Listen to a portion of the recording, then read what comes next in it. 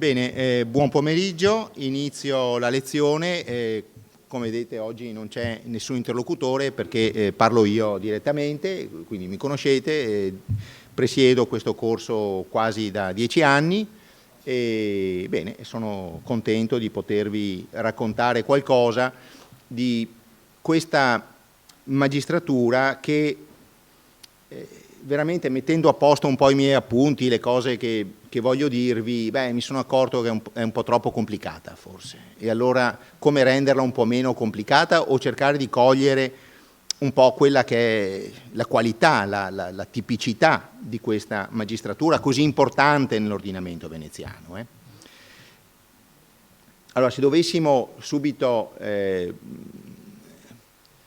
usare una metafora, ne useremo altre, però tratta, come dire, dal cinema contemporaneo di Woody Allen, potremmo pensare, non so se l'avete visto, se lo ricordate, un film di qualche anno fa che si intitolava Zelig, si intitolava questo film, Zelig, ed era molto divertente perché il personaggio Zelig era un signore, personificato dall'attore newyorkese, che si trasformava anche proprio da un punto di vista fisico, a seconda delle circostanze. E cioè se veniva intervistato un cantante di colore, jazz, lui diventava un cantante di colore, jazz. Un giocatore di baseball, lo stesso. Cioè, così, fuori di metafora, aveva una capacità tartufesca, metamorfica, di adattarsi alle diverse situazioni, in modo molto duttile. E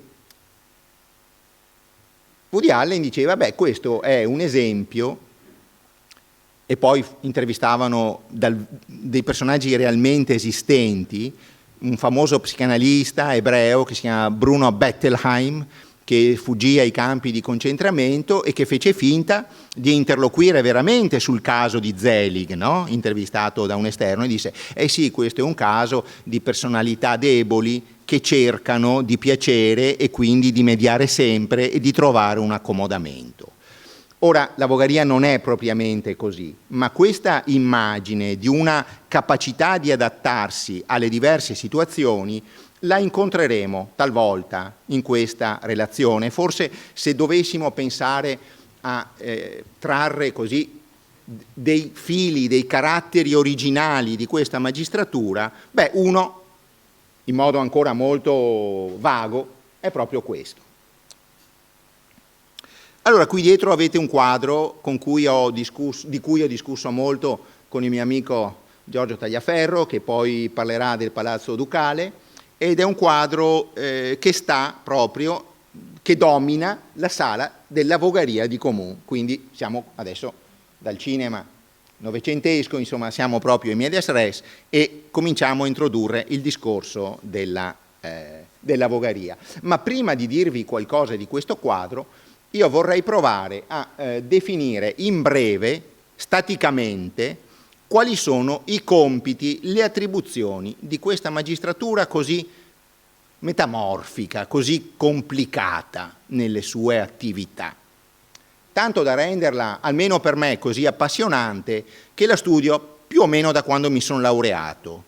E forse faccio ancora fatica a capire, insomma, ma proprio per questo, perché è un puzzle che si disfa, poi si ricompone, poi ci sembra di aver capito qualcosa, poi non abbiamo capito. È un bel esercizio mentale, al di là del fascino, come dire, della vicenda. Allora, una prima definizione potremmo trarla da un'opera di fine 400.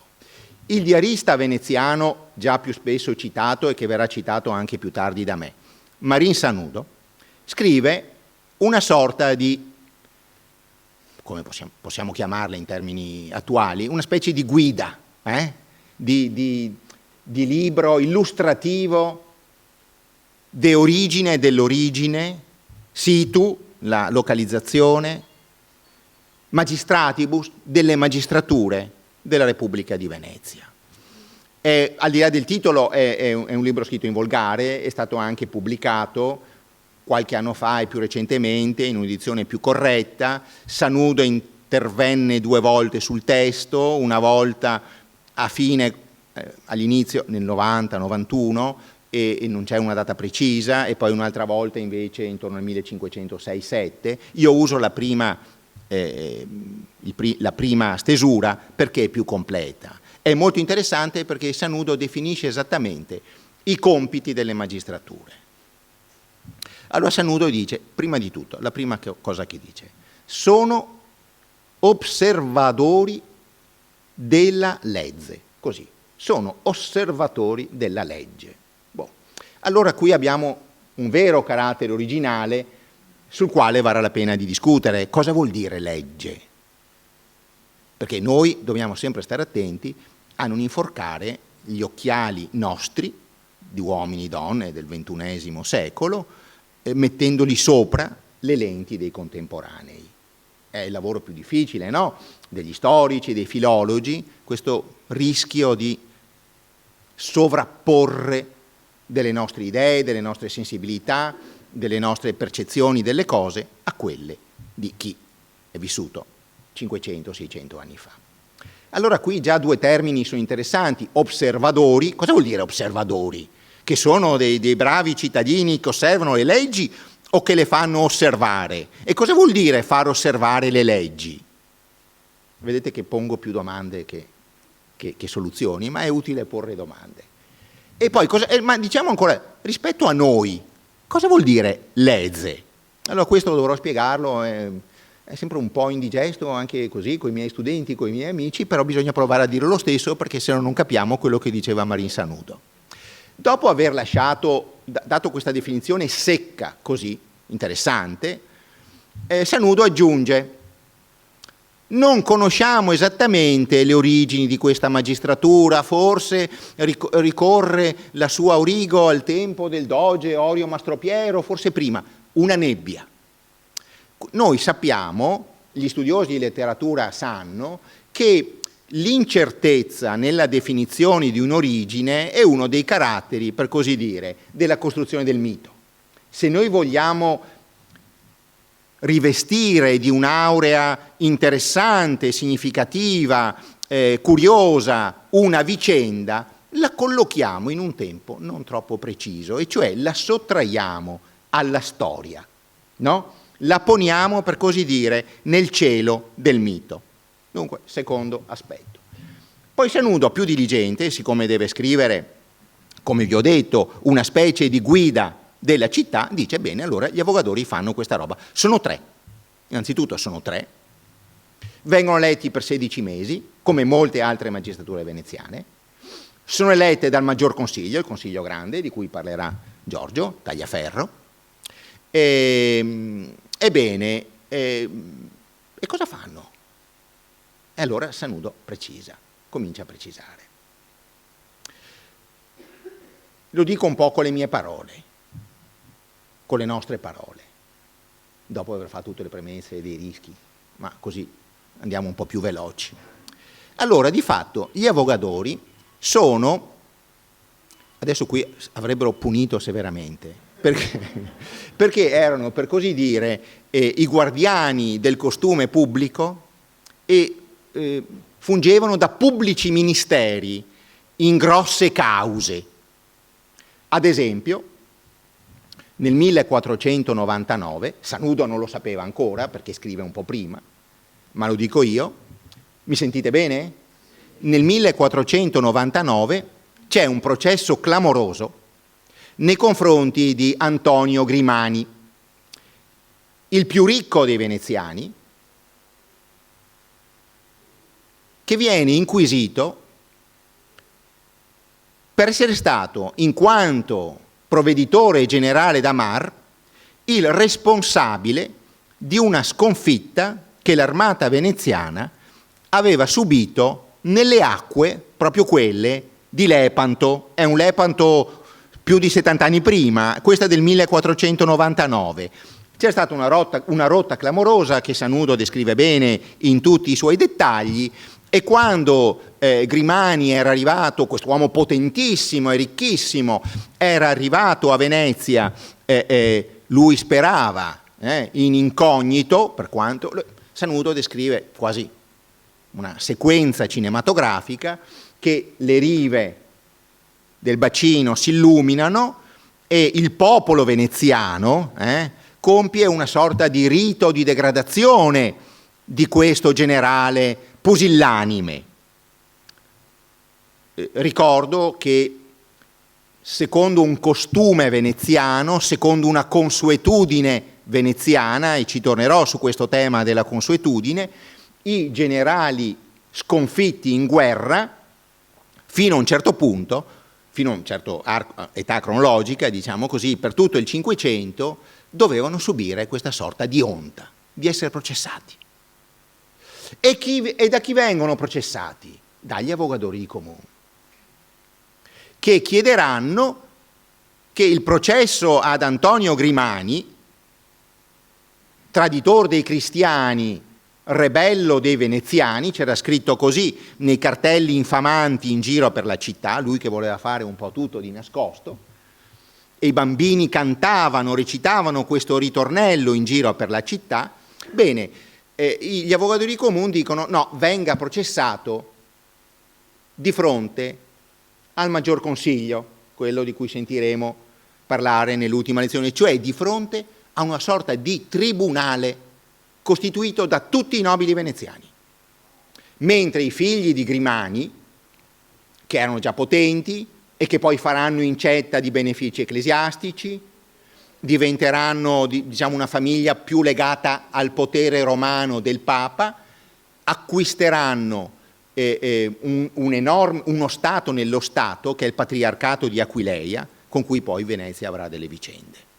Quindi una famiglia che tende a diventare diversa dalle altre, che tende a costituirsi come un contropotere rispetto alle altre famiglie. Gli avogadori cosa dicono? In modo molto retorico, clamoroso: si vada al Maggior Consiglio perché tutti i veneziani devono giudicare, perché così vuole la libertas e l'equità dei veneziani. Qui figurano da pubblici ministeri, dunque da pubblici da voce del popolo. Più avanti nel Cinquecento e poi nel Settecento si dirà, pensate un po', no? Come i miti corrono, si intrecciano, si confondono, verranno e dicono, ma gli avogadori sono come i tribuni della plebe. E allora un altro nobile dirà, no, ciò della plebe, perché pericoloso è la plebe, no, non scherziamo. Sono i tribuni della Repubblica, e cioè del corpo privilegiato. Qui funzionano esattamente in questo modo. Fanno da pubblici accusatori, quello che dice Sanudo. Ma se ripensiamo un momento al caso che vi ho appena citato, cogliamo un altro aspetto, che gli avogadori possono decidere di portare un caso o una questione dove vogliono.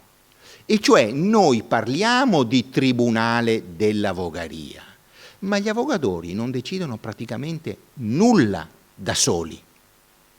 Sono sempre, come dire, collegati, e qui cominciamo a vedere il palazzo, e poi magari vediamo in quali stanze, sono sempre collegati ad un'altra magistratura. In questo caso di fine 400, la questione è curiosa, perché decidere di mettere alla gogna un nobile di primissimo piano di fronte a tutta l'assemblea dei nobili, compresi quelli poveri, compresi quelli sfortunati, sfigati, come si dice oggi, era altra cosa che portare Grimani di fronte al Consiglio dei 10, che era composto da 17 persone, i 10 consiglieri, i 10 consiglieri 10, i 6 consiglieri ducali e il doge, quindi diciamo tra pari. Era ben diverso. Nel 1571 una legge dirà: d'ora in avanti i nobili veneziani dovranno che commettono qualsiasi infamia, qualsiasi delitto, dovranno essere giudicati dal Consiglio dei 10 e basta. Qui è una realtà ancora abbastanza fluida e per questo forse più interessante. Allora, pubblici ministeri che possono andare ovunque. Vediamo altre funzioni. hanno il potere di tutelare i patti che Venezia aveva stabilito con i sudditi, quello che ci aveva fatto vedere Giovanni Florio. E cioè Venezia, quando conquistava una città, un territorio, accettava, era un gesto rituale che è stato molto studiato, accettava di ricevere dalle comunità soggettate, immaginate Padova, immaginate Verona, di accettare una sorta di atto di omaggio, veniva chiamata la dedizione, in cui le città richiedevano, sentite un po', la tutela delle loro libertà, dei loro statuti. Noi ci diamo a Venezia, accettiamo di essere sudditi, a patto che Venezia mantenga intatte le nostre antiche leggi. Allora, fermiamoci qui per un momento e torniamo all'affermazione iniziale. Allora, per caso, facciamo ancora una domanda. Essere osservatori della legge, cosa vuol dire? Vuol dire essere osservatori delle leggi veneziane comunque, oppure essere osservatori anche delle leggi dei sudditi. Questo è un tema importante su cui gli avogadori intervengono continuamente. Come? Questo vale per Corfù, per Creta, per Verona, per Bergamo, per Rovigo, per Zara, per l'Istria. Gli avogadori fin dal 400 ricevono un sacco di appelli. Su cosa? Sulle sentenze dei governatori veneziani. Quindi il podestà di Padova, il podestà di Verona, il rettore, il provveditore il bailo di, non mi ricordo di dove, insomma di Cattaro, insomma vabbè, ha fatto una sentenza che a qualcuno non piace, bene, questo qualcuno, cioè un suddito, ha il diritto di rivolgersi alla vogaria. Poi come lo facesse, ovviamente questo complica molto le cose, però ha il diritto di farlo. Dunque la vogaria è una magistratura d'appello? Sì, fino a un certo punto, perché nel momento in cui riceve l'appello, con un meccanismo molto sottile, ha il potere o meno di introdurre, intanto di decidere se accettarlo o no. E cioè può dire no, per noi no, indietro, torna indietro. Oppure il potere dire va bene, l'appello ha una sua validità, quel caso che riguarda, adesso non ve li leggo perché sennò finiremo domani mattina, ma una questione di doti, matrimoni a Creta nel 1459, i banditi nel Vicentino del 1461, 30 banditi che si appellano, perché dicono no, ci hanno catturato al di fuori dei confini del nostro bando e quindi è contro le leggi. C'era anche la legge dei banditi da osservare. E queste cose arrivano alla vogaria che decide di dove portarle.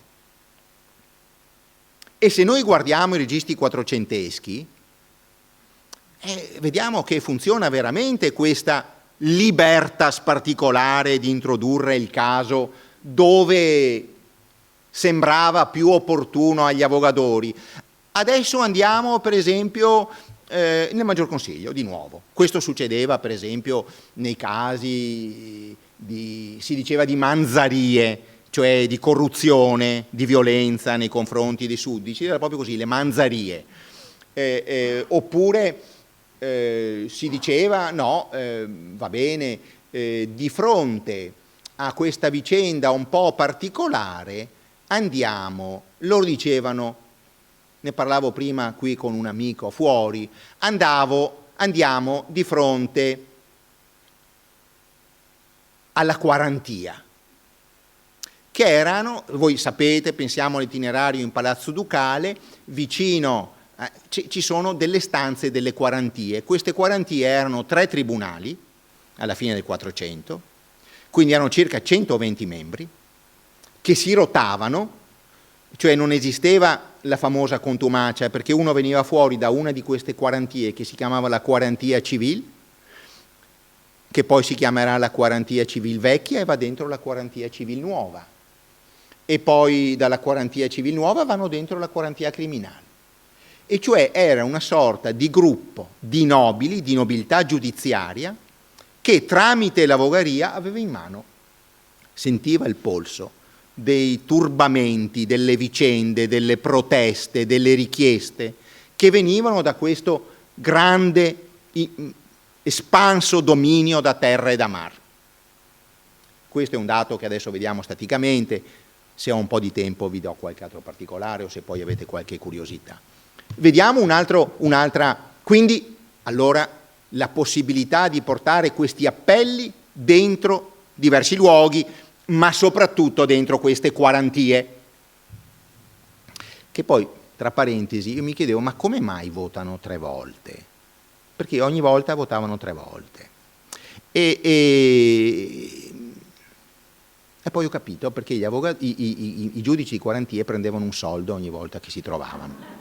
Cioè era così. E allora cosa succedeva? Uno non mi ricordo chi me l'ha chiesto, votavano un po' uno, un po' l'altro, a favore e contro, e poi c'erano i famosi non sinceri, no? Cioè quelli che si astenevano. Adesso non mi ricordo chi, non so se è presente, mi ha detto, ma è proprio così, si diceva non sinceri quelli? Sì, si diceva così. Quelli che si astengono sono i non sinceri. E questi non sinceri naturalmente, come dire, facevano, noi oggi diremo mancare il numero legale, allora bisognava andare 3-4 una settimana dopo. Va bene. Allora c'erano questi giochi, va bene. Avevano altre autorità, abbiamo detto pubblico ministero, grande magistratura, anticipo un termine che poi verrà con ritratto, di mediazione. Sono in mezzo, sono dei grandi mediatori, dei regolatori del sistema. Diciamo una sorta di pacemaker che fa funzionare lì bene la circolazione sanguigna del sistema costituzionale veneziano quando è un po' inceppata o rischia di incepparsi.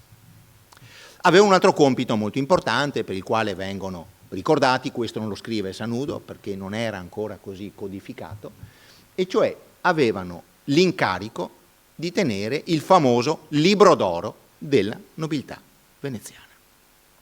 Già nel 1459 una legge aveva imposto loro di tenere il libro delle nascite, ma più importante, nel 1506 un'altra legge impone loro di tenere anche nota dei matrimoni.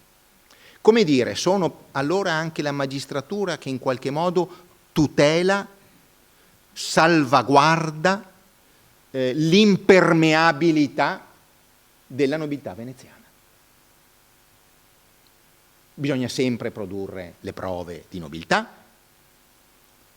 Nella nobiltà non si accede così facilmente, lo si farà solo in poche volte, non è questo l'argomento di questa vicenda. Molti dicono che la crisi dello Stato veneziano è determinata da questa mancanza di aperture all'esterno, però questo è il loro compito. Ecco, questi sono i 3, per così dire, i 3 pilastri dell'attività dell'avvocaria. Poi ce ne sono altri, ma insomma, per il momento fermiamoci qui. Questa è un'immagine statica, a fine 400, inizio 500. Ma qualcuno potrebbe domandare, ma chi sono questi avvocatori in questo periodo? Nel periodo in cui scrive Sanudo? Beh, questi avvocatori sono dei personaggi di primissimo piano. La carriera tipo di uno di questi avvocatori era rettore a Padova, talvolta bailo a Costantinopoli, savio del Consiglio, cioè diciamo il governo ristretto, più volte nel Consiglio di 10, anche capo del Consiglio di 10, senatore naturalmente, e ben 7 nel corso del 400, non vi dico i nomi, ma insomma voi mi credete sulla parola, 7 diventano dogi. Quindi, diciamo così, una parte dell'elite veneziana. Questa cosa cambierà radicalmente nel corso già del ritratto che adesso vediamo e che sto introducendo. È un momento in cui cioè gli avvocatori sono ancora sì personaggi di quel prestigio che vi ho detto, ma cominciano, per così dire, questa carica un po' a degradarsi. perché si degrada anche l'autorità di questi avogadori. E molto spesso la figura, diciamo così, sociale, istituzionale di questi personaggi che vestono, così si diceva, la stola avogaresca, bene, molti di questi personaggi sono più oscuri, vengono tratti proprio da quella nobiltà giudiziaria delle quarantie. Quindi c'è anche un cambiamento sociale di grandissima importanza. Allora, cos'è questo quadro? Per il momento basti così, poi qualche altro particolare. Cos'è questo quadro? Questo quadro, che ha fatto molto discutere gli storici dell'arte e gli storici della cultura, è un quadro di Domenico Tintoretto, che domina la sala dell'avogaria ed è il più significativo dei quadri dell'avogaria. Cosa vediamo in questo dipinto? Beh, partiamo dal basso, vediamo i tre avogadori.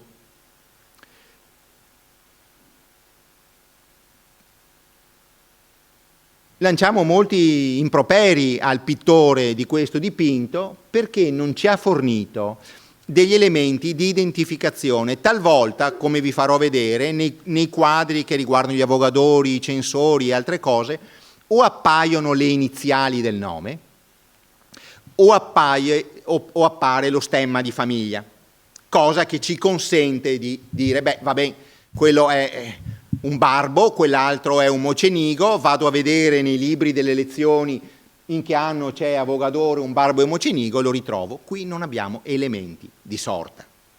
Cioè non ci sono dei tratti che ci consentono di identificare esattamente la data di questa pittura e non riusciamo naturalmente neanche ad avere in mano, per così dire, il programma. Mentre sappiamo, e vi verrà spiegato, che nel Maggior Consiglio esistono le descrizioni del Maggior Consiglio, cosa vuol dire questo dipinto, cosa vuol dire quell'altro, qui non abbiamo in mano nulla, per cui possiamo rischiare noi qualche lettura. Allora, sotto ci sono questi tre avogadori, non sappiamo chi sono, non sappiamo in che data questi signori, questi nobili vestivano la stola della magistratura. Sopra, a sinistra, vediamo il Salvatore, Gesù Cristo, in che modo si atteggia Gesù Cristo? Beh, questa è una figura ricorrente, no? Nella pittura già medievale e poi trecentesca e poi quattrocentesca. È il Cristo col petto sanguinante. E qui potremmo parlare mezz'ora e far finire la lezione qui, ma non lo voglio fare. Vi basti dire che è una estrema, tarda ovviamente, barocca traduzione di una vicenda notissima, e cioè della vicenda che ha visto al suo inizio Longino che con l'asta, con la lancia, trafigge il costato di Cristo, esce del sangue, Longino lo raccoglie, lo conserva in una cassetta, questa cassetta verrà ritrovata, già nel corso del IX secolo inizieranno i culti di questo sangue di Cristo.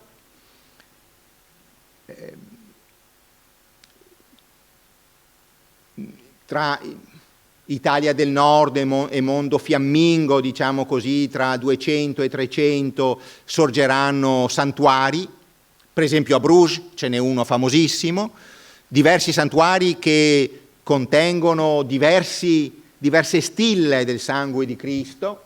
Da questa vicenda, voi sapete, deriva tutto il mito del Santo Graal, quello che arriva fino a Wagner, insomma, no? Ecco, quella roba lì. E molti pittori, artisti italiani ritraggono o rappresentano questo mito, Donatello a Siena. Tra gli ordini religiosi del 300 e del 400 c'è una grande disputa, perché i francescani e i domenicani non erano per niente d'accordo sul fatto, si interrogavano e davano due domande, due risposte differenti. Il sangue di Cristo è divino oppure è umano? Era una questione che riguardava anche la comunione, no? Voglio dire, però in questo caso era particolarmente forte la polemica. Pensate un po', qui la differenza, potremmo dire, tra i francescani che stanno nella Basilica di Frari e i domenicani che stanno a San Giovanni e Paolo. Per gli uni era veramente un sangue sacro e quindi meritevole di venerazione, per gli altri no. Il litigio era talmente forte che un papa nel 1464 dirà: benissimo, guai a voi chi tira ancora fuori questa vicenda. Che i fedeli credano quello che vogliono, ma guai a voi se ancora bisticciate per questa cosa qua. Poi nel corso dell'età della Controriforma le cose cambieranno con il Concilio di Trento e il sangue di Cristo assumerà, per così dire, una valenza sacrale, è come dire una forma dell'Eucarestia. Allora qui ne vediamo, per così dire, una tarda rappresentazione. C'è anche un quadro di Bellini, c'è un quadro molto bello di un veneziano che però non è mai a Venezia, Carlo Crivelli, che lavora nelle Marche, e che c'è un quadro come dire, di questo costato che sanguina, e chi lo raccoglie non un angelo, come è la iconografia normale, ma addirittura San Francesco. Quindi si inserisce in questa polemica che non finisce mai, va bene. Quindi abbiamo una vicenda particolare, perché chi è che raccoglie il sangue? Beh, una donna, non è il doge, allora non è il doge, vero? Ecco, non è il doge, non è la giustizia, siamo nella sala della vogaria, è Venezia, connotate in un certo modo. Allora i nostri amici storici dell'arte, che cos'è? È Venezia come libertà? Insomma, si discute. L'immagine, qui l'aspetto più interessante però qual è? È quello della comunione diretta, no? Di questo momento di mediazione, e cioè Venezia si fa mediatrice della sofferenza di Cristo e della comunione. Ma la cosa più curiosa, sul quale un po' le nostre opinioni sono un po' differenti, poi magari ne discutiamo, è quella piccola scritta che vedete, quasi un fumetto, lì, Donec Veniam. Allora, che cos'è quel Donec Veniam? A me è venuta in mente una cosa che mi pare stia molto bene con la vogaria e con Venezia, e ai miei amici invece storici delle immagini, dell'arte, ne è venuta in mente un'altra. Provo a dirvi in breve che cos'è, perché c'entra con la vogaria. Allora, un famoso brano evangelico raccontato da Luca e da Matteo, ma qui le parole sono di Luca, è un brano che tutti conosciamo, è dedicato alla parabola, alla vicenda dei denari, dei talleri. E in latino dice a un certo punto: negoziamini Donec Veniam. Allora, come l'hanno tradotta? Io ho guardato un po' diverse traduzioni, così, e allora qualcuno dice fate affari, mercanteggiate. Un altro protestante del Seicento che ha tradotto i Vangeli e le Bibbia, che non è mai stato italiano, che stava a Ginevra, dice comprate e vendete. Donec Veniam. Cosa vuol dire Donec Veniam? Finché io non arrivo, finché io non arriverò. Allora qui c'è una sorta, a mio giudizio, di investitura, come dire, di sacralizzazione della funzione di Venezia come civiltà dedicata a questo, allo scambio, alla mercatura. In realtà Luca ci dice: guardate che questo devono fare i cristiani, questo devono fare i cristiani, e cioè operare per il bene comune, in senso metaforico, cioè non vuol dire solo comprare e vendere la merce, ma operare per il bene comune, in modo che tutta questa cosa, questo lavoro per il bene comune, possa preparare la mia venuta. Ma come possa preparare la mia venuta? Finché, ecco, nel Medioevo, che avevano, e anche nel 400, che avevano un culto sottile per le interpretazioni, un po' come abbiamo noi uomini del tardo Novecento, del primo, del nuovo secolo, e qualcuno sovrainterpretava e diceva non tanto finché, che è corretto, così ci insegnavano i nostri professori di grammatica latina, così, ma affinché, e qualcosa di più forte, e cioè negoziate, datevi da fare per il bene comune affinché arrivi Gesù Cristo. L'altra versione, quella dei miei amici, sta in piedi ugualmente, quindi scegliete, io no. Ecco. C'è un'altra cosa simile, però non ha il verrò, ma ha il veniat finché viene, finché verrà. E cioè, nell'ultima cena, bevete e mangiatene tutti in latino finché ci sarà la venuta di Cristo. Allora, se volessimo discutere a lungo e se avete qualche curiosità, entrambe le interpretazioni secondo me hanno un valore. Chiaramente qui loro dicono, Giorgio qui dice, poi parliamo anche con lui, Giorgio dice, beh, qui hanno messo è Gesù Cristo col fumetto che parla, no? E quindi non può dire finché verrà chi? Gesù, finché verrò io. Ecco. Allora, entrambe comunque configurano una comunione tra la sfera sacra e la sfera del potere concreto, della città. E la città diventa sacra in base a questa mediazione e comunione del sangue di Cristo. Che lo faccia con un'investitura di tipo, potremmo dire, antropologico, perché è una civiltà del fare, del bene comune, dei mercanti, dello stare nelle piazze, nelle calli, o che lo faccia così in modo più astratto, metafisico, potremmo dire, lo lasciamo alla nostra, come dire, alla nostra interpretazione. Non abbiamo documenti a favore dell'uno o dell'altro. E poi c'è sotto anche un'altra scritta interessante che è tratta dai profeti e che va a significare, per così dire, una sorta di ulteriore investitura di Venezia. E non ho purtroppo tempo di parlarvi anche di questa, che aprirebbe un altro grande, come dire, dubbio e questione su dove poggia la sovranità di Venezia, dove sta la sovranità di questa Repubblica. Ma vediamo invece un'immagine che a me sembra ancora più curiosa e che voglio dirvi qualcosa prima di passare ai miei due ultimi esempi, per così dire.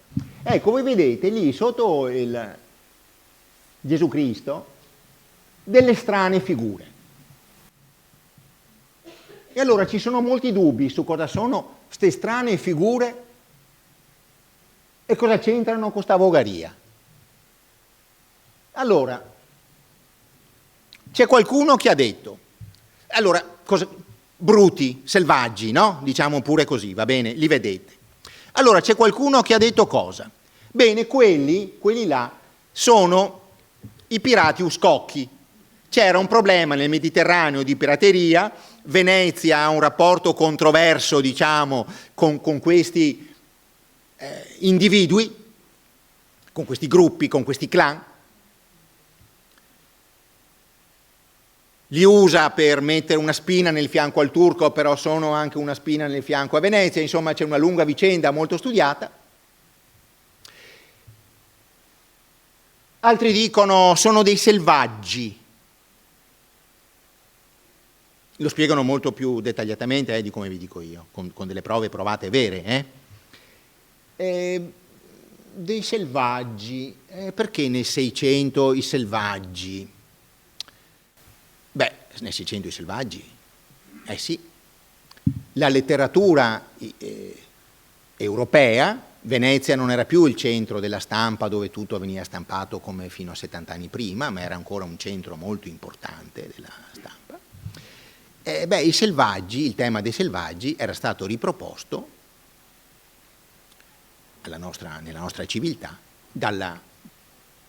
dall'opera di conquista, evangelizzazione, dominio degli abitanti delle Indie e già dalle prime vicende di schiavitù.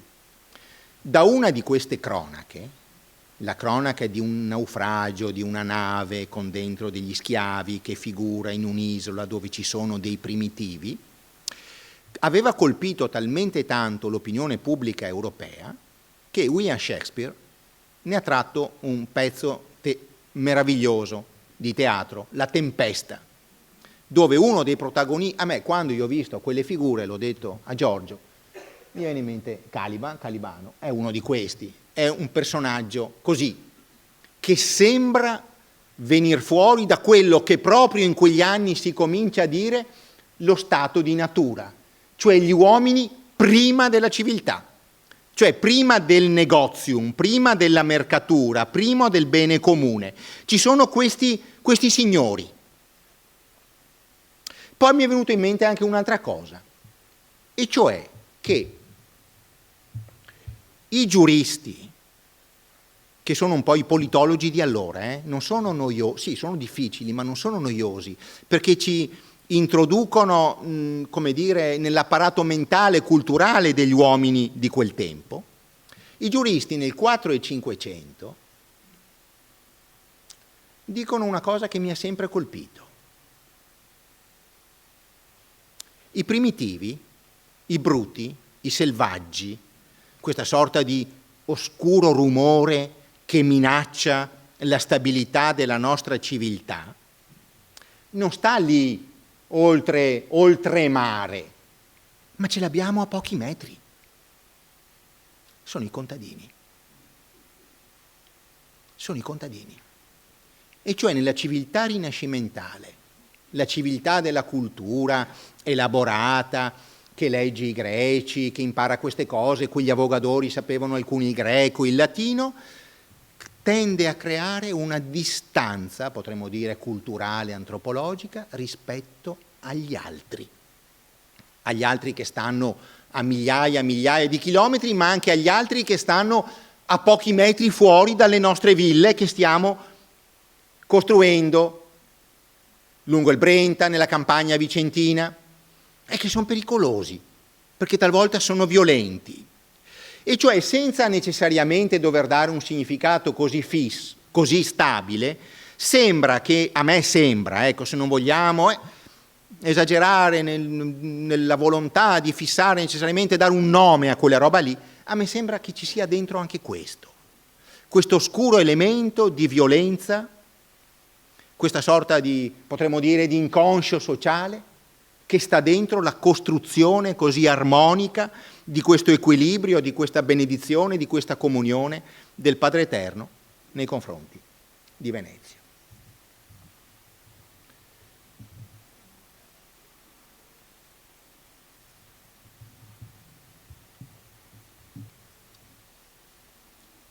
E questo è un mito però che ci viene raccontato, è un racconto dettagliato, perché un bruto, per esempio, tiene l'olivo, un altro una sorta di stiletto, dicono anche gli osservatori più precisi, l'altro invece vicino un anello. E che cos'è quell'anello? È un'imitazione del matrimonio, è una ripresa del tema della Venezia sovrana nel mare, e anche quella specie di mappamondo, diciamo così, in realtà è un mappamondo, ma è il mare Adriatico e poco più, è l'Italia e il mare Adriatico. E allora sarebbe interessante capire in che anno è stata fatta sta roba qua. Perché anche voi avrete presente e forse vi sarete posti delle questioni che si sono posti anche i lettori e le lettrici di questo dipinto. E come dire, cercando di essere concreti, ma non disponendo, ripeto, di qualcosa in più che ci aiuti ad avvicinarci alla soluzione del rebus. Allora qualcuno ha detto, beh no, qua è l'affermazione, potremmo dire quasi di una Venezia sovrana, totale, quasi, traduco non sarebbe corretto, ma mi capite, di uno Stato assoluto, e cioè una sorta di anticipazione di tutto quello che verrà discusso nel 600, e cioè un filosofo inglese che dice così: la sovranità è tale perché si fonda sul terrore degli uomini. Gli uomini che hanno il terrore ciascuno dell'altro vicino, che può rubargli la roba, che può uccidere la moglie, che può distruggere la sua proprietà. E allora gli uomini, presi come individui, cedono la loro libertà a chi? Al Leviatano, una specie di mostro che è lo Stato moderno. E tutto quello che c'è in mezzo, niente, tutto quello che c'è in mezzo impedisce la sicurezza dello Stato. Il veneziano Paolo Sarpi, che lavorava a Venezia in quegli anni, in alcuni suoi pensieri, la cui attribuzione è controversa e anche la data è controversa, dirà qualcosa di molto simile, poggiandolo su fonti bibliche, così come faceva Hobbes. Perché Hobbes diceva i grandi re di Israele sono diventati re per investitura divina e i preti non c'erano, per cui la sovranità non può essere scissa e non può essere, come dire, condivisa con nessuno. Beh, vabbè, un po' forte. Altri dicono no, quello sarebbe invece proprio il segno della mediazione, cioè della vogaria. Perché cosa succede in quel gesto dei bruti che porgono omaggio? È un patto, è una sorta di scambio, è una sorta di dialogo. Non è una imposizione violenta di una legge. Allora, è una sorta di dialogo, di patto che ha come fine ultimo la civiltà, il vivere in comune, un po' alla veneziana, potremmo dire così.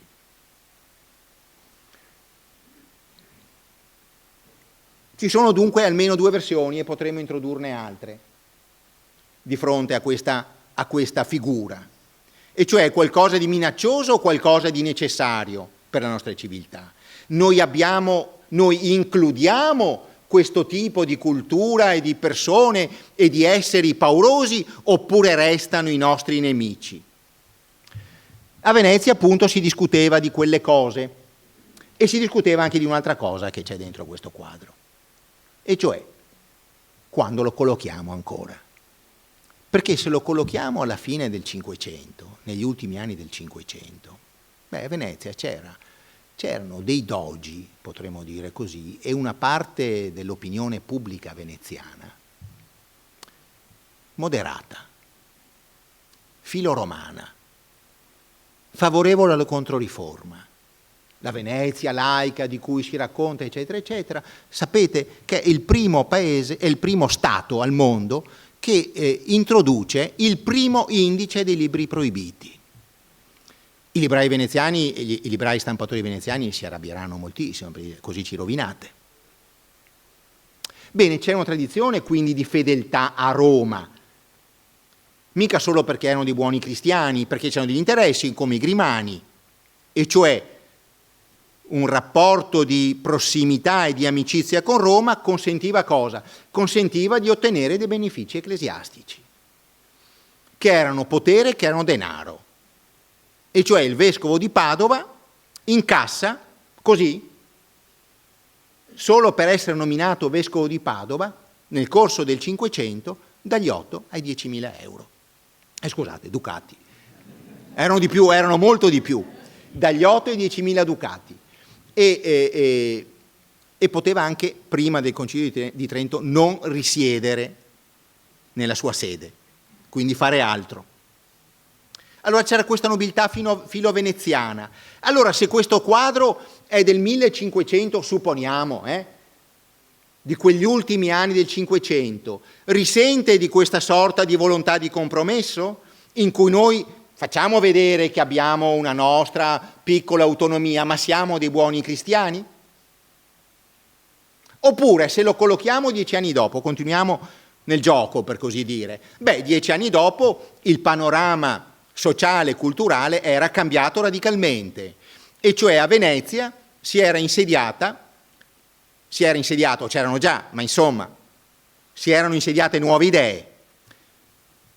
Si era creato un partito, che era chiamato così il Partito dei Giovani, che si opponeva invece radicalmente a Roma e agli Asburgo, e che aveva deciso di fare una lotta nei confronti di Roma. E il papato, con Paolo V, aveva lanciato su Venezia un interdetto. Che cosa vuol dire un interdetto? È la proibizione per tutti, che vale per tutti i religiosi di tutta la Repubblica, quindi anche quelli, anche i benedettini che ne so, capite, di Rovigo, tutti, di poter dare i sacramenti. Cioè, per così dire, il potere sacrale della Chiesa con l'interdetto, c'erano già stati nel 400, non è la prima volta che Venezia, come dire, conosce questa sorta di arma teologico-politica, ma i sacramenti non avevano corso. Voi capite che non era soltanto una cosa, oggi non puoi leggere quei libri, aveva un significato profondo, perché vuol dire che tu sei moribondo? Bene, la tua ultima confessione, l'estrema unzione che il Concilio Tridentino sacralizzerà, non ha alcun valore. Per cui arrivederci quando sei morto, cosa succede con la tua anima. Ma poi pensate a dei casi, tanto per dare come dire, qualcosa di più concreto, un significato un po' più concreto a quello che sto dicendo, pensate al battesimo. Sapete, oggi talvolta si battezzano i bambini dopo 6 mesi, 7 mesi, perché sono più paffutelli, non so perché facciano questa cosa, ma insomma, piangono meno, non lo so, ma succede questo. Non si poteva far così nella società di antico regime, nella società premedica, diciamo. È perché molti bambini morivano pochi giorni dopo la nascita e quindi era necessario battezzarli, perché altrimenti anche la loro anima sarebbe andata perduta. I matrimoni non avevano valore, i testamenti, anche quelli rischiavano di non valer, i figli diventavano tutti bastardi, insomma, si bloccavano i meccanismi di riproduzione della società. Venezia risponderà con durezza, arresterà 2 preti, pensate, 2 preti, che avevano commesso uno degli atti di violenza così, un po' estemporanei. Un nobile vicentino si era innamorato di una sua vicina, un religioso naturalmente, che faceva parte del capitolo, e faceva delle serenate, cercava di sedurla, cercava dei mediatori, ma insomma non ebbe molto successo, e allora cominciò ad andare in escandescenze e a imbrattare la porta di questo palazzo in centro a Vicenza, in questa bella armonia palladiana, e cominciò a imbrattare questa cosa di escrementi. Erano robe che succedevano molto spesso, ma siccome c'era una frizione, una scintilla tra Venezia e Roma, il rettore e poi gli avvocatori diranno: questo lo prendiamo noi. Là vicino un altro caso, a Treviso, c'era un nobile di una famiglia, si chiamavano i Brandolini, avevano dei feudi. Uno di questi, che anche questo era un ecclesiastico, si comporta, non so se voi sapete la storia di Barbablù, ecco, il mito di Barbablù, quella roba lì, uccide, avvelena, stupra, seduce, un Don Giovanni ma molto più cattivo. Anche questa è una figura che ricorre nelle carte criminali di cui si occupano gli avvocatori. E infatti gli atti di questi processi li troviamo praticamente in una serie generata dell'avvocaria, vuol dire che l'avvocaria faceva da pubblico ministero per queste vicende. E questo Barbablù viene, anche questo, incarcerato e minacciato di pene gravissime. Cosa dice il Papa? Liberateli subito. Perché? Perché sono preti. Dovete liberarli subito, perché appartengono al mio Stato. Ma stanno ai nostri confini, ma il mio Stato è più potente. Ne nasce una guerra, la guerra dell'interdetto.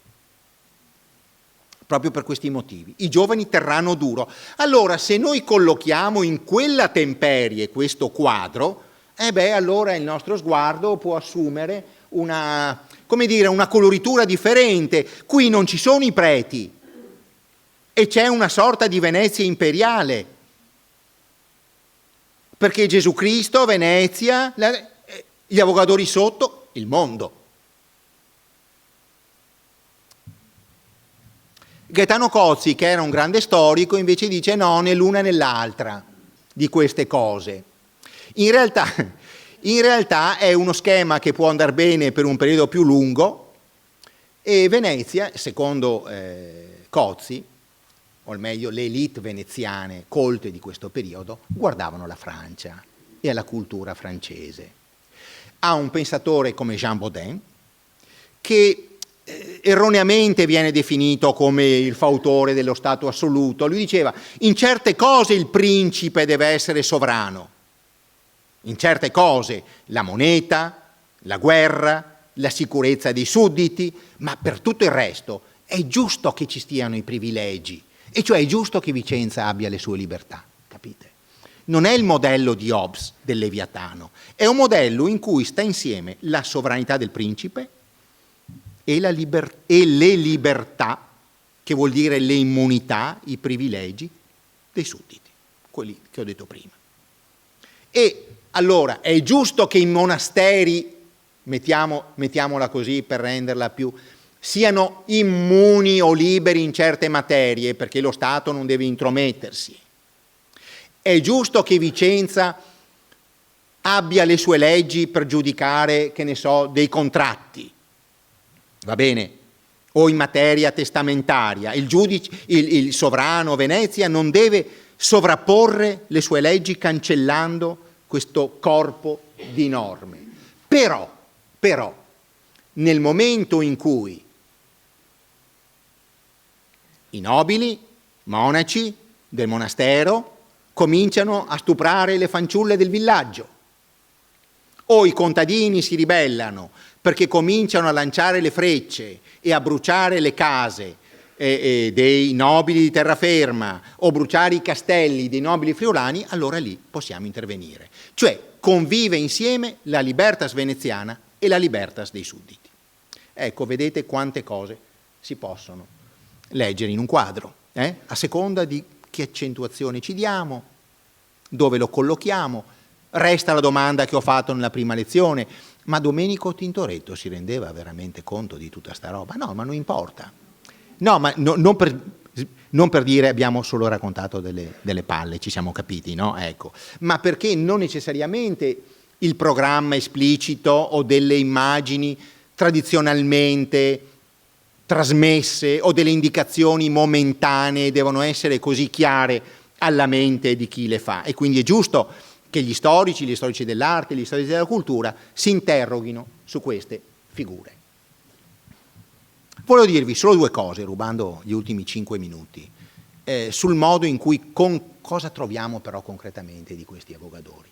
Troviamo una quantità di robe gigantesca.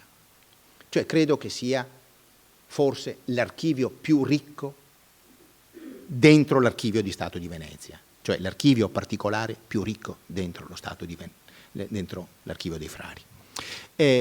Ho fatto solo un piccolo controllo prima di venire qui questa mattina. Gli avogadori hanno un altro compito che Sanudo non descrive, non precisa, e cioè loro possono inviare delle lettere ai governatori dello Stato e anche ai componenti delle innumerevoli magistrature civili e penali veneziane, delle lettere di indicazione in cui dicono: fermati lì perché stai trasgredendo. Vedete sempre questa cosa della mediazione, del controllo, dei limiti. Bene, per darvi soltanto un numero, io ho scartabellato così, ho provato a contare, ci sono in certi giorni circa 40 lettere. Ma è impressionante, non potevano naturalmente esaminare questa quantità di casi nel dettaglio e poi rispondere. Però questo meccanismo di controllo, per così dire, di possibile interdizione, funzionava. Quindi immaginatevi soltanto un registro così pochi mesi, ma poi ce ne sono molte altre di serie e di questioni.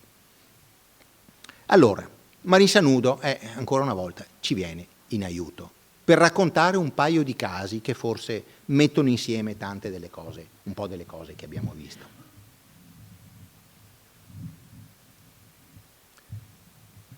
Siamo nel 1520.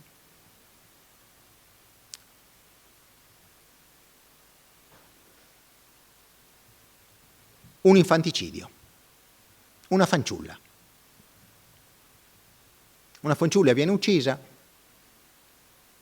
da ignoti, viene trovato il corpicino di questa bambina, in realtà, sgozzata, con la gola tagliata.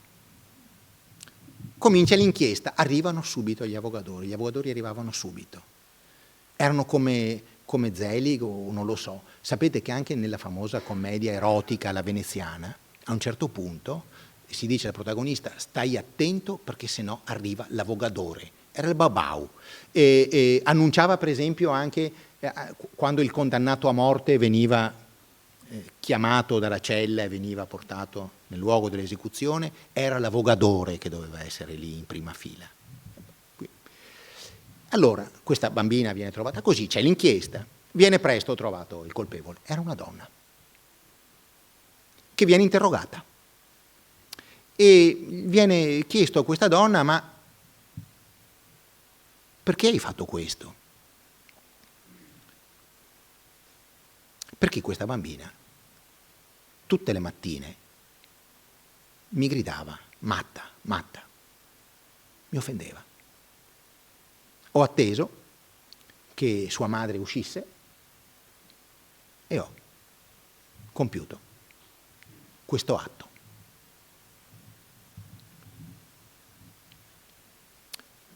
Dopodiché Sanudo mette in bocca a questa donna una improbabile arringa difensiva, questa donna del popolo, una arringa molto suggestiva in un veneziano sapido, vernacolare. E questa donna dice: vorrei strappare la mia anima dal petto, vorrei morire subito, volete che io commetta ancora un atto così terribile come ho commesso? E poi conclude questa arringa a proposito di come dobbiamo leggere questi documenti. Chi, dice così Sanudo, de gladio ferit, de gladio perit. Dubito che una donna veneziana così dicesse questa cosa, ma voi capite.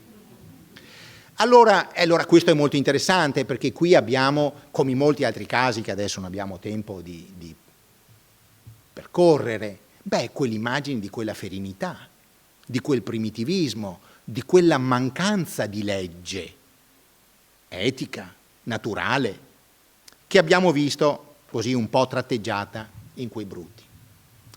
La discussione sarà ancora più interessante per l'ultima cosa che vi voglio dire che caratterizza l'avogaria. Allora, gli avogadori abbiamo detto sono tre. Bene, sono tre. Bene. Talvolta, e questo è un caso eccezionale nel sistema veneziano, talvolta si dividono, hanno opinioni differenti su uno specifico caso. Due dicono una cosa e uno dice un'altra. Questo è ben curioso. In un sistema che pretenderebbe l'omogeneità, la mediazione sempre, non vengano mai fuori frizioni, addirittura in questo caso abbiamo degli avogadori che si pongono in modo antitetico l'uno di fronte all'altro.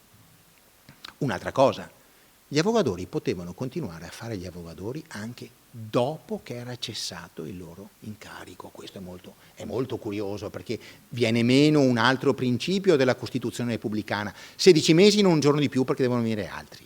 Invece, finché un fascicolo, una causa era aperta, loro potevano continuare a portarla avanti. Bene, allora qui c'è una discussione molto interessante. Questo processo viene fatto nelle quarantie. Che cosa vuol dire viene fatto nelle quarantie? È un processo aperto, è un processo con gli avvocati, è un processo come quelli che conosciamo noi. Goethe, quando viene in Italia, nel 1786, va a vedere un processo delle quarantie, dove naturalmente ci sono gli avogadori, e dice: ma che strano, Si fanno ancora i processi così, con gli avvocati delle parti, con le clessidre, perché in Europa, dall'inizio del Cinquecento, il modo di procedere era tutt'altro, e cioè si era introdotto una sorta di processo inquisitorio, in cui al centro ci stava il giudice e gli avvocati non contavano niente. Invece noi troviamo questi processi di avvocaria che sono un po' dei veri e propri teatri, in cui ci sono gli avvocatori che talvolta si distinguono per accezioni, per sfumature. Anche nel caso di Grimani qualcuno dice no, ma sì dai, portiamolo non magari al Consiglio dei 10, ma neanche umiliamo quest'uomo di fronte a tutti sti nobili poveracci che non sanno niente, portiamolo almeno al Senato. Cioè ci sono delle differenze, capite? Ma altra cosa, ci stanno gli avvocati. E allora la cosa più interessante di questo dibattito è, e di questo e di altri dibattiti, è lo scontro tra gli avvocatori e questi avvocati. Per esempio nel caso della donna, sentite un po', un avvocatore dirà,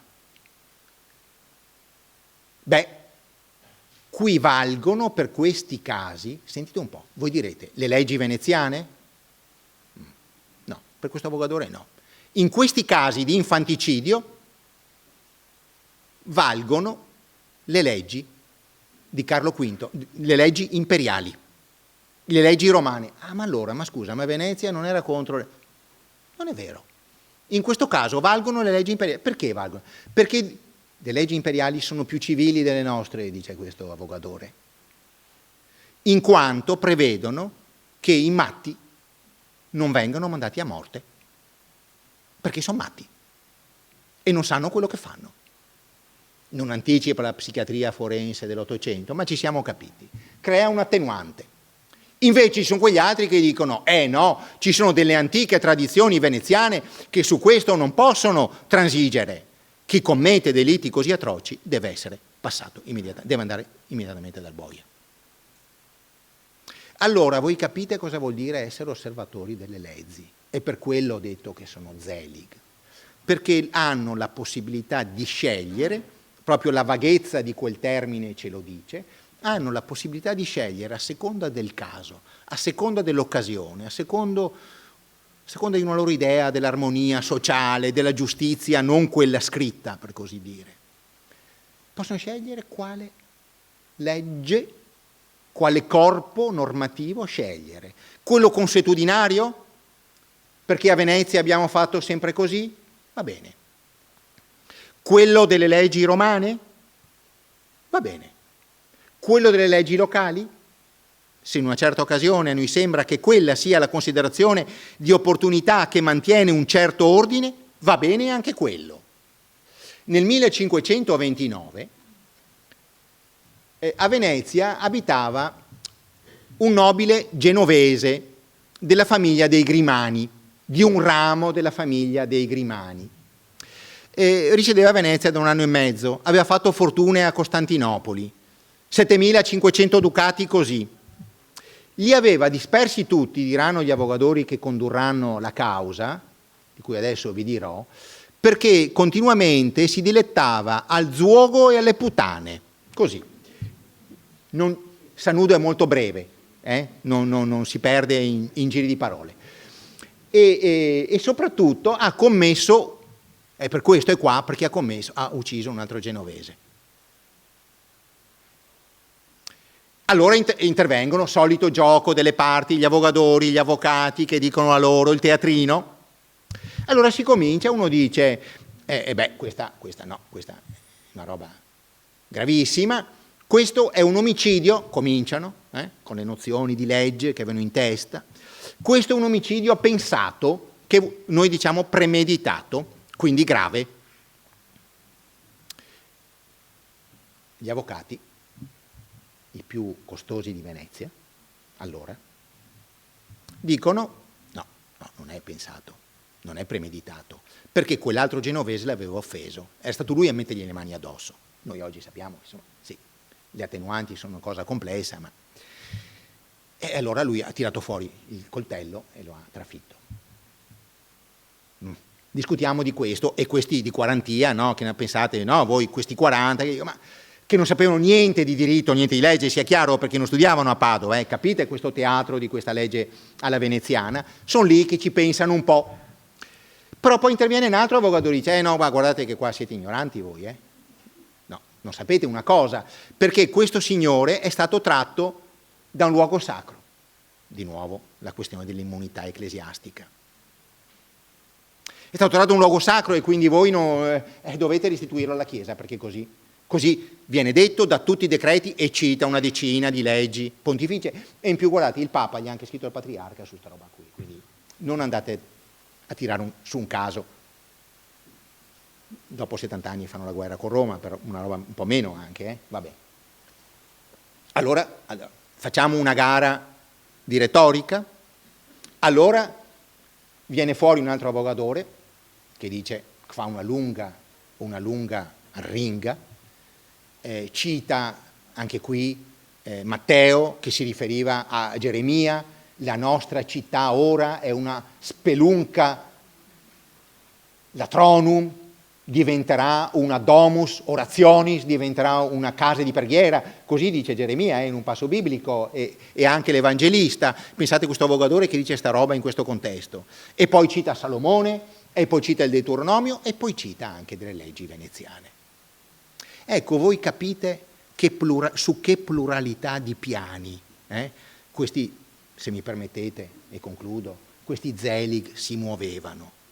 E la vita veneziana e le voci che noi sentiamo, non in questa sala, perché in questa sala non si sentiva nessuna di queste voci, perché andavano alle quarantie, andavano nei senati, andavano altrove, ecco, come risuonavano, come si intrecciavano queste voci. Grazie.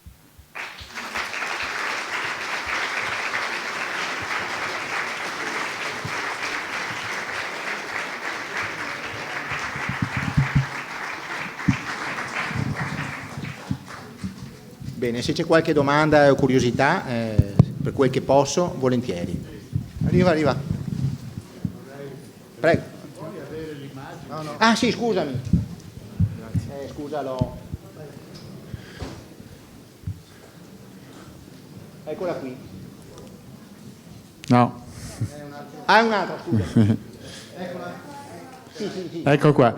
No, volevo far notare un dettaglio che sicuramente gli storici dell'arte avranno sicuramente preso in considerazione, ma dal mio punto di vista, che mi occupo di queste cose da lungo tempo, il fatto che questa allegoria di Venezia, di allegorie di Venezia ne ho viste tantissime, Venezia che domina sul mare, Venezia che domina sull'Adriatico, eccetera, ma è la prima volta a mia memoria che vedo Venezia, allegoria di Venezia dominante sul globo. È sul globo. Quindi va bene che c'è solo l'Italia, eccetera, non c'è neanche l'Adriatico perché è un po' di scorcio. Sì. Ma domina sul globo. Sul globo. Quindi è una cosa assolutamente straordinaria che io, per quel che ne so, insomma, non si è vista, non fa parte di una tradizione iconografica o altro. Allora, se mi posso permettere, perché insomma di leggere l'insieme di questo dipinto sulla base di questo dettaglio che a me appare così significativo, mi sembra quasi, allora, che l'allegoria di Venezia che riceve direttamente da Cristo, insomma, diciamo, lo spirito della propria essenza, insomma, cristiana e via dicendo, e universalistica, e che riceve quasi, sembrerebbe quasi l'allegoria anche di una dedizione in quei personaggi, come in qualche modo è stato detto, insomma, di quei personaggi oscuri, no? Sì. E allora, seguendo il tuo ragionamento, la presenza degli avvocatori come mediatori di tutto ciò, ma in una misura assolutamente strepitosa, cosmica direi quasi.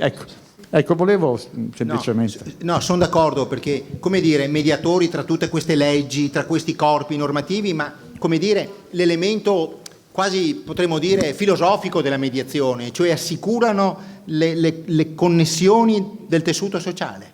Questo è molto interessante. Poi grazie, Piero Falchetta ha parlato, si è occupato di mappamondi, di cose importanti e di rappresentazioni, ed è vero, è straordinario, e per quello ci sarebbero degli elementi, sempre in questo gioco delle parti, se vogliamo, a favore di quell'immagine quasi neo-assolutista, insomma. Non che Venezia volesse conquistare il mondo, perché capiva benissimo che ormai a inizio 600 gli equilibri, i giochi delle forze non erano più quelli del 300, è ovvio. Però che ci sia questo riflesso visivo è veramente molto interessante. Poi ci sono tanti altri aspetti in questo quadro. Beh, una cosa è che questi avogadori sono sempre accompagnati da un notaio, credo io, dell'avogaria, bisognerebbe vedere, molto spesso con un cartiglio in mano. Ecco, prende appunti, porta le carte, vai te. Perché non è di tutte le... Anche questo è una... No, Piero, anche questa è un po' una piccola specificità da approfondire, una piccola cosa ma significativa, capito? Ecco questo. Poi per dire di quelli lì, a me adesso qua non l'ho detto, di quegli oscuri, perché vi ho detto di Shakespeare, della Tempesta, ma in realtà i veneziani in questo periodo, come gran parte degli europei e come lo stesso Shakespeare, leggevano un libro. Il libro più letto erano gli Essai di Montaigne, il grande scrittore francese che nel tempo delle guerre di religioni scrive questo libro straordinario, le sue impressioni. Lui viveva in una torre, aveva inciso delle scritte greche e latine, le riportava, le commentava, ma è un libro meraviglioso che venne subito tradotto, e tra veneziani e con gli ambasciatori, con gli uomini di cultura e il patriziato c'erano dei legami strettissimi. L'interpretazione di Venezia che media la Baudin vuol dire il gallicanesimo, cioè noi ci costruiamo una chiesa di Stato, però siamo anche obbedienti al Papa, va bene? Allora, questo Montaigne, nei suoi essai, che sono decine, adesso non ricordo il numero, ne scrive uno che è straordinario, si intitola De Cannibali, dei cannibali, in cui riprende tutta questa letteratura che vi ho detto e fa la sua i bruti, no? E fa la sua teoria, e cioè dice: guardate che i bruti non sono loro, perché loro che compiono quei riti cannibalici, ma loro stanno facendo la loro messa. Montaigne, che è un buon cristiano, dice: anche noi quando ci avviciniamo alla comunione, noi, non i luterani, non quelli Zwingli, che dicevano alcuni lo facciamo in spirito, ma noi mangiamo il corpo e il sangue di Cristo. E loro cosa fanno? Nella loro religione, Montaigne è il primo degli antropologi, no? Va bene, diciamo così. E dice: ma i selvaggi siamo noi che facciamo gli stermini per portare la nostra civiltà. Allora questo dibattito dei selvaggi, dei primitivi, di come ci poniamo di fronte ai non civili, la prima nozione di non civili vuol dire quelli che non stanno nella civitas, nella città, va bene, ecco, quelli che stanno fuori, per cui a un certo punto diventano anche i contadini, diventano i vagabondi, va bene, ecco.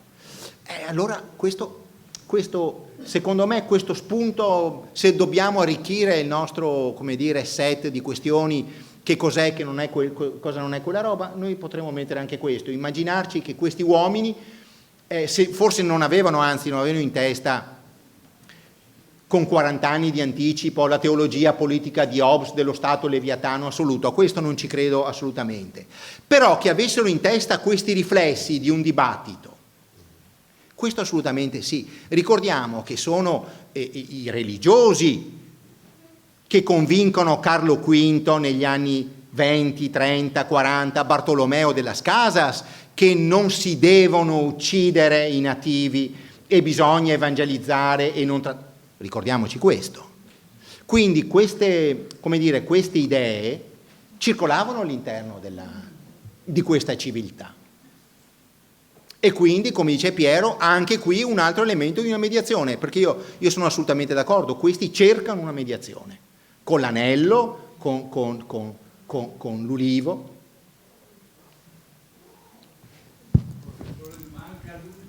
No, Franco, aspetta un attimo. Franco. Non ti registra. Ma mi sente? No, non ti sento. No. Una domanda rapidissima. Mi pare che non hai detto niente sull'ultimo angolo a destra, che ci sono due figure, mi pare, di una donna con un'asta, con un cappello in mano, con una scritta, e poi un angelo o arcangelo con le ali rosse. che mi pare una cosa abbastanza rara. Grazie. Ecco, sulla rarità del coso non lo so, se vogliamo così anche interloquire con Giorgio, che la guardate bene queste cose, da un punto di vista iconografico non lo so. Se ci sono... Dillo pure. Vieni. Sul colore delle ali dell'angelo non direi che c'è nulla in realtà. Sull'asta sì. Però. L'asta col cappello è senza ombra di dubbio la libertà, non c'è alcun dubbio che sia quella. Cioè è un'allegoria troppo... È il cappello frigio, il cappello con l'asta, c'è anche nella sala delle quattro porte esattamente uguale e sappiamo che indica la libertà.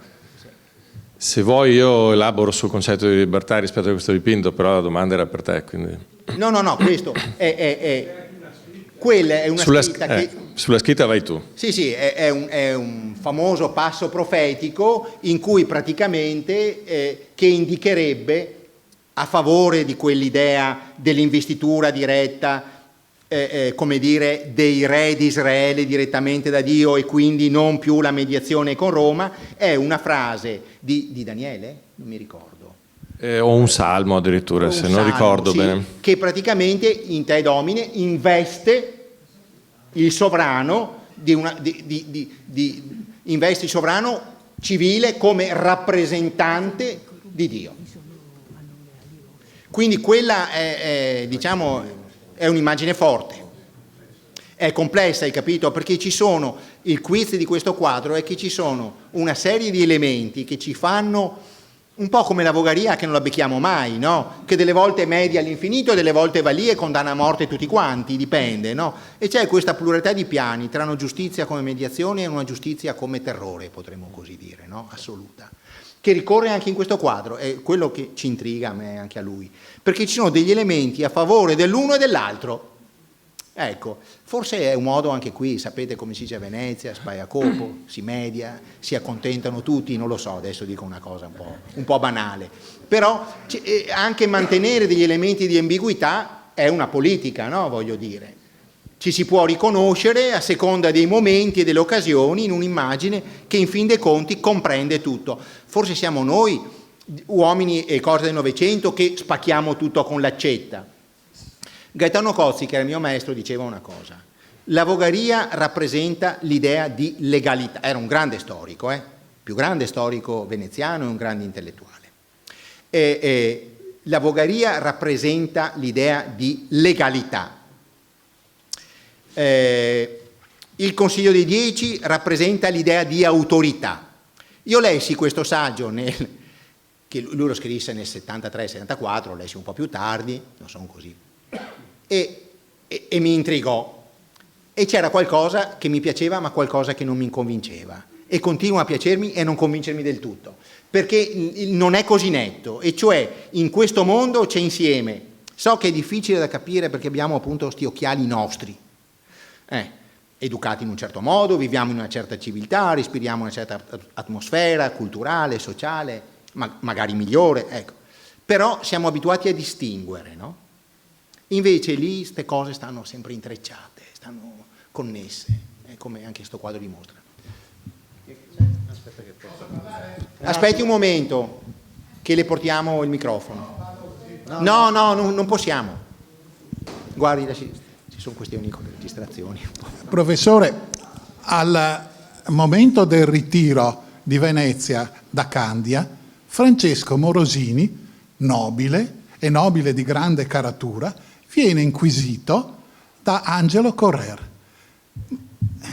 Questo trovo dissonante con l'esordio della sua Lectio, laddove ci dice che i nobili transitavano ad alta magistratura quando dovevano essere oggetto di indagine. Ho capito bene? No, non ho detto che transitavano ad un'altra magistratura.